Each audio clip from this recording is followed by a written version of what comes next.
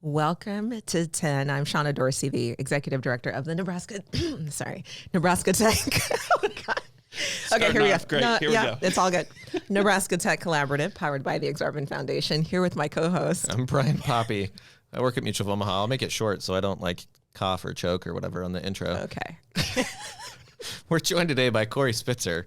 Corey, how's it going? It's good. It's good. Loving life. Good. We're super excited that you're here today. Yes. I'm excited. Definitely. Yeah. So Corey, for y'all who don't know, is like a startup veteran. He's been around for a long time doing cool stuff. So can you tell us a little bit about yourself, like how you got into this startup space and what keeps you here? Oh yeah. I've been a software engineer for over 20 years, and I only got turned on to the startup community as it was forming around 2008, 2009. So I saw this flurry of new activity, and it's like, that's really exciting. And it entered into my mind, as I'm sure it does, with younger people, that you don't have to just go to work and work at one company for 40 years and then retire. So I jumped in, not knowing what to expect, and followed the ebbs and flows, and it's working out. So yeah, that's awesome. Yeah. All right, you have to be a bit more specific. I know. I was like, okay. What did you do in 08 and 09 where you're like, this is cool, I want to go do X? Like, tell us about that. Well, so there were what cropped up were some events and some players on the scene, and there was Bar Camp, and then 2009 was the first big Omaha, the big entrepreneurial conference in Omaha that drew a huge crowd, huge energy. It really was something magical. And that inspired more and more and more and more. Yeah. And, the pandemic put a big old dent in things, but I think a lot of people recognized we were kind of stagnating, and now there's like revived energy, and there's a whole next generation of new faces that I'm seeing around town. Yeah. And Lincoln and Western Nebraska and everywhere. It's amazing. So I'm going to dig a little bit more into your startup stuff, because you've done some really cool things. And you're a very humble person, which we appreciate about all of our Nebraska guests. Like, we have to really be like, hey, no, brag, because you're awesome. So tell us about your favorite company that you helped found, or like, is it found? Found. Okay. Founded? Yes, there we go. We did it.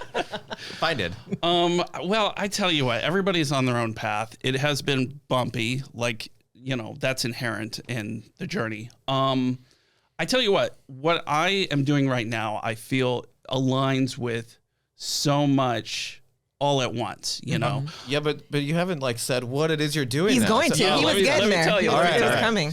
Okay, so this is amazing. Impatient. So when people say, what do you do? I say, I'm a fractional CTO. So basically my sweet spot is working with early stage companies, non-technical founders who need to get their thoughts together with strategy, pricing, manage a project, build a team, build a minimum viable product.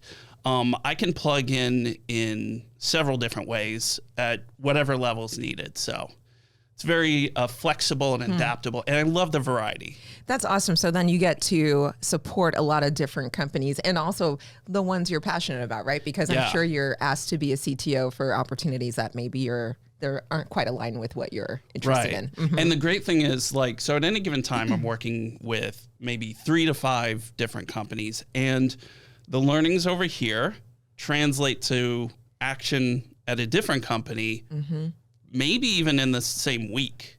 So, along the way, hitting all these different business models and different products serves me just for inspiration as I think about my own ideas. Yeah. And it's working out nicely. That's cool. I have one more. Brian, no, go ahead. Oh, my bad. I have so many questions. Okay. You please go. How did you find out that this was even a thing that you could do? I've got a real problem. I don't know, maybe a problem of where I like to learn a lot of new things, and what you're describing sounds so fun. Yeah. Okay. So this is interesting. So it wasn't too long ago, just a few years ago, that I learned about this idea of a fractional CFO, right? For companies who maybe don't have enough work, or they're too early to have a full-time CFO. And I dipped my toe in the water. I have this itch, like I want to work on my own idea, but I need to, make some income along the way. I can consult, right? So I thought, if there's a fractional CFO, maybe there's a fractional CTO. I'm going to just play with that, ease into like, do you get what this means and so on? Come to find out, there are communities, like there's one called Fractionals United, fractional CTOs, CMOs, COOs, and it seems to be a more and more prevalent thing. Like I feel like I've caught something just as it's starting to trend. Yeah. And the working from home thing as a normal course of action is really helping too. So that's fantastic. And I'm assuming, like, especially for a company that's kind of growing, but can't afford a full-time, like, highly skilled individual. Yeah. That is a huge benefit. And most of them don't need like a 40 hours a week or whatever a normal work week is of a person. So that makes sense. Yeah. Okay, here's my follow-up. Go for it. I'm doing that because we're like, get all excited about guests. So anyway, thanks for being here. Thank you. So I was going to say, that I know that you are also passionate about mentoring and helping people be successful and do their thing. So we'll get back to the CTO thing, but I want to just have you talk a little bit about your office hours that you keep me on task here. Oh, yeah, sure. So one thing I love about this community is you can just say, hey, I'm working on this. And you don't even have to put the ask out there, although it's not at all taboo to like put your ask out there. Mm-hmm. But even just people just naturally say, oh, I know a way I can help, or I can give you an intro, or I can give you a donation, or whatever the case is. And I think, as people get back into the swing of things after the pandemic, fostering that myself. And I'm just energized by meeting new people and thinking about the different business problems that everybody has, and just having a sounding board to bounce ideas off of, because I have been told I ask pretty good questions.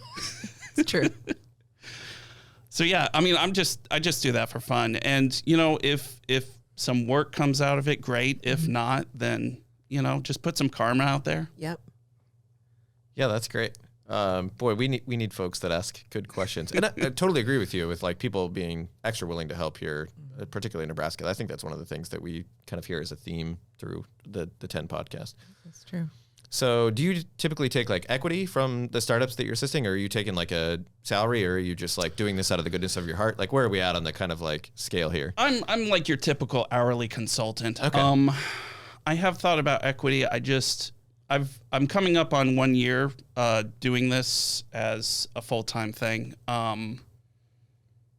It just hasn't happened where I've taken equity, but I wouldn't rule it out. Sure. And if I'm a startup out there and you're like, you know what, I need a Corey, how do they get in touch with you? LinkedIn is great. Okay. Yeah, that's probably the best thing. Yeah, I agree. All right. So you said you're good at asking questions. What question do you have for us? I figured you would ask that.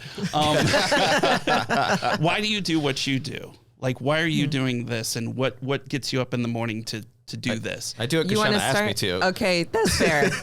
Like, I do just ask for random things. I'm like, it would be super fun. And I start off like that so people just get excited about whatever it might be. That's maybe some nonsense. But this one happens to be great. But one of the reasons I love 10 is because we get to interact with people like you. So you and I have known each other for years, or of each other. Yeah. But not really haven't spent much time together because we're often at another thing doing our networking thing. That's just how it is. But I always appreciate these opportunities to learn more about all the awesome people throughout the state. It's just, I love it. Yeah, I guess honestly I do it. Well, one, Shauna asked, and that's great. I appreciate working with Shauna on getting to share some stories like this. But two, it really is, I think, Nebraskans are pretty humble, and there's a lot of cool stuff that we do that just those stories need to be told.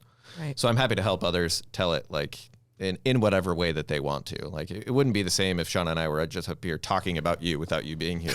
Like, we're so glad you're here. We're so glad you joined us today. Yeah. Yeah. Yeah. No, I totally relate. Yeah. Like I said, it's energizing and inspirational and gets my creative juices flowing, hitting up all the different perspectives, especially with startup business models and products and ideas. So All right. Well, That's this has been awesome. 10, everyone. We've got 3 seconds left, so I think we made it. Thanks, everybody, for joining us today. Thank you. Thanks, Corey. Thank you.